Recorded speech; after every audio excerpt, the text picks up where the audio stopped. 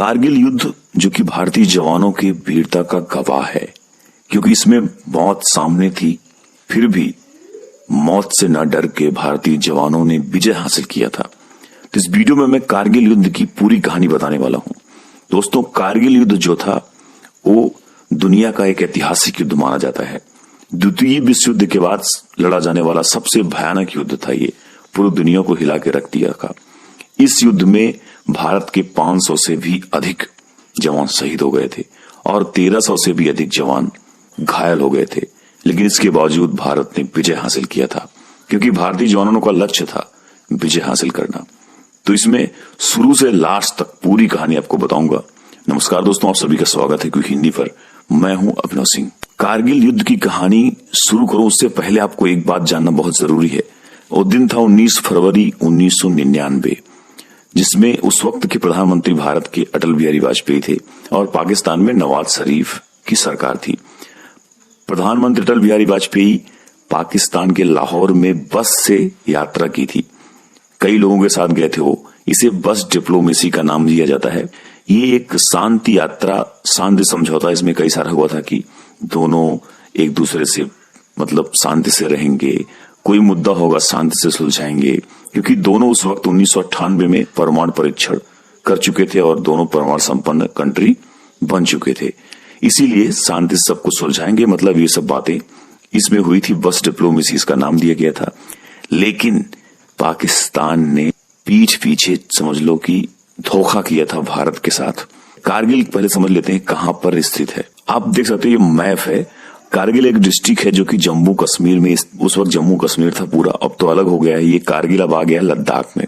यह है लेह और यह कारगिल, ये दोनों मिलके बनता है लद्दाख।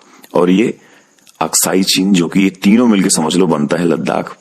और इधर है कश्मीर और इधर जम्मू इलाके हैं सब। तो आपको समझने के लिए बता रहा हूं। ये देखो, ये है LOC इसको बोलते हैं, क्योंकि लाइन ऑफ कंट्रोल जो बनाया गया है ये भी भारत का हिस्सा है, लेकिन ये पाकिस्तान के कब्जे में है। और इधर ये अक्साई चीन जो कि ये भी भारत का हिस्सा है, ये चाइना के कब्जे में है। इसको बोलते हैं LAC, line of actual control. तो दोनों है। और युद्ध जो लड़ा गया था, जो विवाद था, वो यहाँ इस बॉर्डर पे था।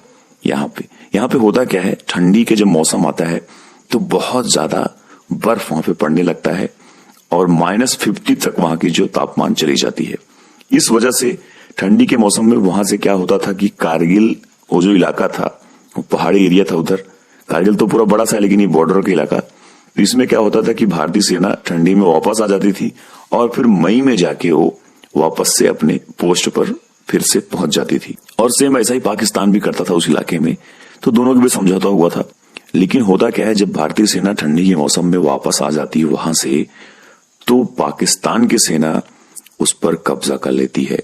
और ये कब्जा फरवरी से ही जारी था। अब अचानक एक दिन में तो कोई कब्जा इतना हो नहीं सकता, काफी कब्जा कर लेते। कई पहाड़ी इलाका मैं आपको दिखाता हूं। अब ये देख सकते हो, इतने जो पहाड़ी इलाका है ये सब, ये तोलोलिंग पहाड़ी, ये था ऊपर, सब ऊपर समझ लो कि वो लोग आगे कब्जा कर लिए थे। नीचे के साइड भारत का बेस भी था, बहुत कुछ था, रोड भी था इधर। फिर दिन आता है 3 मई 1999, जिस दिन एक चरवाहे ने भारतीय सेना को खबर दी। जब वो वहां जाता है तो देखता है कि वहां पे पाकिस्तानी सेना हथियार लेके दिख रहे हैं। तो वो आके भारतीय सेना को खबर देता है कि उन इलाकों में पाकिस्तानी सेना का कब्जा हो चुका है। अब देखो पाकिस्तानियों का प्लान क्या था, ये समझने की जरूरत है। अब ये श्रीनगर है और यह है लेह। श्रीनगर से जो रोड है, ये रोड दिख रहा है आपको, ये रोड है NH1 इसका नाम है। ये श्रीनगर से लेह तक आता था और लेह पूरे लद्दाख को श्रीनगर से यही रोड जोड़ता था। समझ लो श्रीनगर से क्या, भारत से यही रोड लद्दाख को पूरे जोड़ता था। यहाँ इस इलाके में जो सियाचिन का इलाका है, इधर सियाचिन ग्लेशियर, सब कुछ इसी से ही कनेक्ट था। अब यहाँ पे कब्जा करने का मतलब साफ है कि वो लोग ऊपर थे, पाकिस्तानियों ने पहाड़ों पर चढ़ गए थे और नीचे की साइड रोड गया था। मतलब पूरा भारत का कनेक्शन टूट चुका था इन इलाकों में। ये जो इलाका लेह से लेके लद्दाख, जो यहां तक कि सियाचिन ग्लेशियर जो कि सबसे ऊंचा इलाका है दुनिया में, सब कुछ भारत के कंट्रोल से टूट चुका था। और उन लोगों का प्लान यही था, पाकिस्तानियों का, खासकर जनरल परवेज मुशर्रफ भी उस वक्त जनरल थे।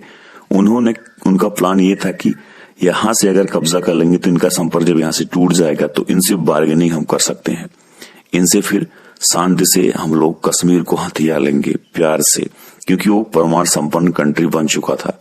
यही उनका प्लान था, लेकिन हुआ इसका उल्टा।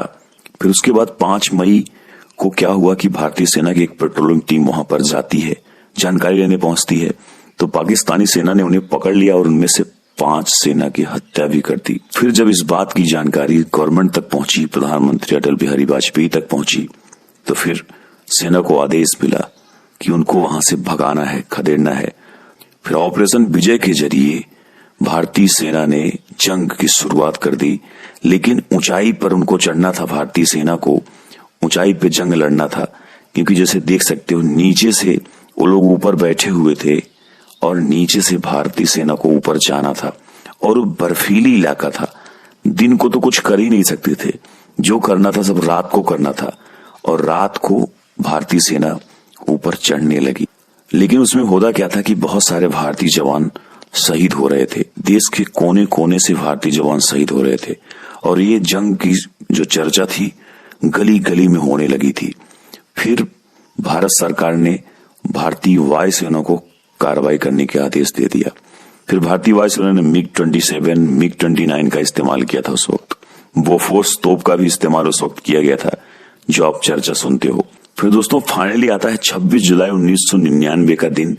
पाकिस्तान द्वारा कब्जाया गया आखिरी जो इलाका था, टाइगर हिल का ही इलाका था वो, उस पर भारतीय सेना ने अपना तिरंगा फहरा दिया। ये 26 जुलाई 1999 का दिन जो था उस वक्त का ही इमेज है ये, जो भारत ने ऊपर जाके तिरंगा फहराया था, और आखिर में उस दिन भारत ने विजय हासिल कर लिया। और फिर अटल बिहारी वाजपेयी ने भी जीत का ऐलान कर दिया पूरी दुनिया के सामने, और तब से आज तक 26 जुलाई 1999 को ही कारगिल विजय दिवस मनाया जाता है। तो दोस्तों ये थी कारगिल युद्ध की पूरी कहानी। कोई और सवाल हो तो कमेंट बॉक्स में पूछ सकते हो। वीडियो अच्छी लगी तो लाइक करना, और जो लोग नए हो चैनल पे, चैनल को सब्सक्राइब करके बेल आइकन जरूर प्रेस करना। और सल्यूट है उन वीर जवानों को जो शहीद हो गए, जिन्होंने मौत को गले लगाया लेकिन अपने 1 इंच जमीन को पाकिस्तानियों के हाथ जाने नहीं दिया। तो इसी के साथ इस वीडियो में इतना ही। मिलते हैं फिर नेक्स्ट वीडियो में, तब तक लिए जय हिंद, जय भारत।